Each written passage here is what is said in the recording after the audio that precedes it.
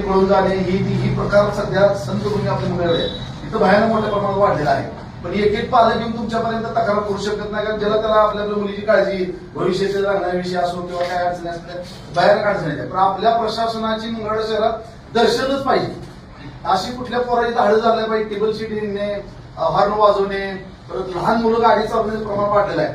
तर पालकावर गुन्हे दाखल झाला पाहिजे पहिली गोष्ट, कारण ती त्याला जबाबदारी काढणार. आपण कसं आहे गावदी बळकीच्या कोणाला सोडणे ही प्रकार होतील, त्यामुळे लहान मुलांची धाडं बाहेर वाढलेलं आहे. सध्या गाडीवर टेबल शीट करणे, मुलींच्या मागे घरापर्यंत जाणे, मुलीला जाणीपूर्वक टार्गेट करणे. आता असं नाही की सगळं आपण पोरावर दोष देतोय, काय मुली बी असते त्या वागण्याला ही पण त्या 2-3 मुलीचा त्रास सगळ्याच मुलींच्या पालकाशींना किंवा मुलींना व्हायला लागला.